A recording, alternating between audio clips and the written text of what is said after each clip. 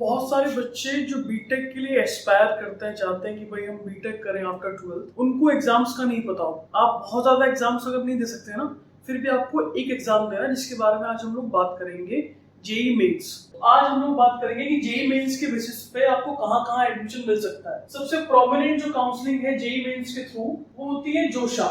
जोशा जो है वो हमारे मिनिस्ट्री ऑफ एजुकेशन ने एक जॉइंट बॉडी बनाई हुई है काउंसलिंग के लिए।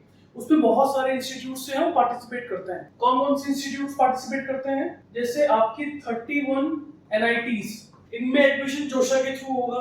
आपका 26 triple ITs, 40 government institutes, GFTI जिन्हें हम बोलते हैं, गवर्नमेंट फंडेड टेक्निकल इंस्टीट्यूट्स, एक आपका IIEST शिवपुर, इन सब में एडमिशन जो होगा वो जोशा के थ्रू होगा for your JEE Mains rank. अब मान लीजिए इसके बाद और हम कहाँ जा सकते हैं? इसके बाद एक काउंसलिंग होती है जैक दिल्ली की। अब जैक दिल्ली में कौन कौन से कॉलेजेस हमें मिल सकते हैं? सबसे प्रोमिनेंट है हमारा triple IT Delhi, second one is DTU, फिर इज NSUT के बाद नेक्स्ट है हमारा Indira Gandhi DTU university for women, and the next one is DSEC। इन सब कॉलेजेस में भी आप जेई मेंस की रैंक के थ्रू एडमिशन ले सकते हैं। इससे अलग हमारी काउंसलिंग होती है जैक चंडीगढ़ की। जैक चंडीगढ़ में भी हमारा जो एडमिशन होता है वो जेई मेंस की रैंक पे ही होता है। जैक चंडीगढ़ में कौन कौन से कॉलेजेस हैं? जैक चंडीगढ़ में 2-3 कॉलेजेस बहुत important. Main UIET Chandigarh, that is called university institute of engineering and technology. दूसरा इसी का एक कैंपस है होशियारपुर में। इसके बाद एक चंडीगढ़ का ही कॉलेज है, Chandigarh engineering college.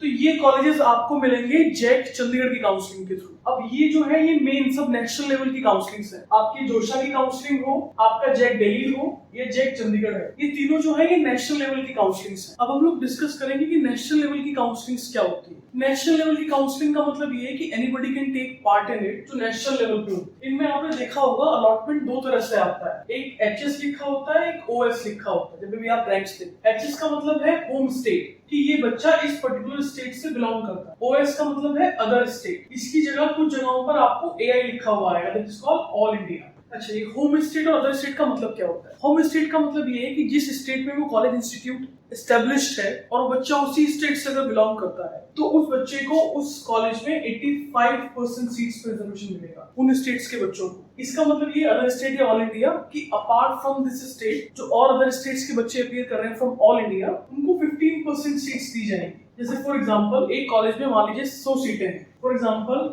MNIT Allahabad की अगर हम लोग बात करें, क्योंकि ये यूपी में है, तो आप देखेंगे कि जो बच्चे यूपी के होंगे उनको वहां पर 85% सीट्स मिलेंगी और जो अदर स्टेट्स के बच्चे होंगे उनको सिर्फ 15 सीट्स मिलेंगी। तो इसका मतलब ये होता है नेशनल लेवल काउंसलिंग। जिस भी स्टेट से आप बिलोंग करते हैं, अगर वहां आप काउंसलिंग में अपीयर हो रहे हैं किसी इंस्टीट्यूट के लिए, तो आपको कंसीडर किया जाएगा HS के लिए, होम स्टेट के लिए। और अगर उससे अलग किसी स्टेट के लिए आप अप्लाई कर रहे हैं तो वो कंसीडर होगा OS में या तो AI में। हमारी जो तीनों काउंसलिंग हमने जिनके बारे में डिस्कस किया है, whether it is JoSAA, JAC Delhi या फिर जैक चंडीगढ़, ये तीनों नेशनल लेवल की काउंसलिंग्स है। ठीक है, apart from these national level counsellings, JEE Mains जो है वो स्टेट्स के लिए भी एफिलिएटेड हो। अब स्टेट्स में कौन कौन से ऑप्शंस हमारे पास हैं वो हम लोग अभी डिस्कस करेंगे। अपार्ट फ्रॉम दिस किस किस स्टेट के लिए जेई मेंस और यूज होता है? दिल्ली के लिए यूज होता है। अब दिल्ली में आप कहेंगे कि जैक दिल्ली तो ऑलरेडी हो गया। जैक दिल्ली जो है वो सेंट्रल के लिए हुआ है। अभी हम स्टेट की बात कर रहे हैं। जो कॉलेजेस सेंट्रल के अंदर आते हैं वो आते हैं जैक दिल्ली में, और जो स्टेट के अंदर आते हैं वो आते हैं आपका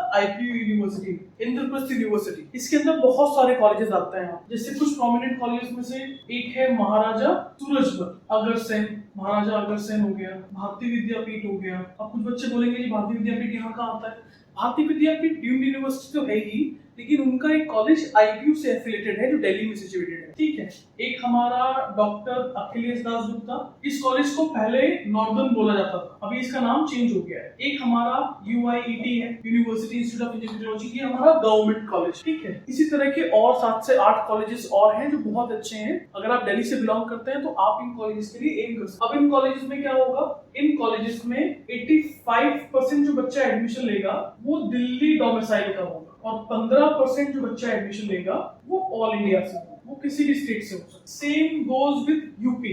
यूपी के भी जो कॉलेजेस हैं AKTU के, उन सब में 85% सीट्स पे जो एडमिशन होते हैं they take admission through JEE Mains. 85% seat. अब इसमें कॉलेजेस के बारे में आप ये समझ लीजिए कि लगभग आपके 16 तो गवर्नमेंट कॉलेजेस और लगभग 180 प्राइवेट कॉलेजेस हैं। तो आप समझ लीजिए कि अगर आप यूपी से बिलोंग करते हैं और यूपी के किसी कॉलेज में आपका एडमिशन लेने का मन है तो ये बहुत अच्छा तरीका है। जनरली क्या होता है कि बच्चों को लगता है कि हम डायरेक्ट एडमिशन ले लेंगे। डायरेक्ट एडमिशन की जो कट ऑफ है परसेंटेज की, अच्छे कॉलेजेस के लिए they are way higher than 90%। ठीक है, तो AKTU में आपको अगर एडमिशन लेना है तो JEE Mains is a good option. आपको एनी हाउ JEE मेंस देना ही चाहिए। आप अगर इन स्टेट्स में स्कॉलरशिप के लिए अप्लाई करना चाहेंगे ना कहीं पर, तो स्कॉलरशिप का सबसे पहला क्राइटेरिया ये है आपने एडमिशन काउंसलिंग के थ्रू लिया। अब मान लीजिए मेरी फाइनेंशियल अफोर्डेबिलिटी नहीं है पूरा फीस पे करने की, I am somewhat dependent on the scholarship, तो उस केस में आपका काउंसलिंग के थ्रू एडमिशन लेना कंपलसरी है। No matter what the college says, आपको काउंसलिंग के थ्रू ही एडमिशन लेना है। अच्छा, अपार्ट फ्रॉम दिस हमारे पास दो ऑप्शंस और है यूपी। HBDU कानपुर, अभी कुछ सालों से HBDU is an independent body, it is a university now. तो ये भी अपने जो एडमिशंस हैं JEE मेंस के थ्रू लेते हैं, वो BTech. It is also very good college.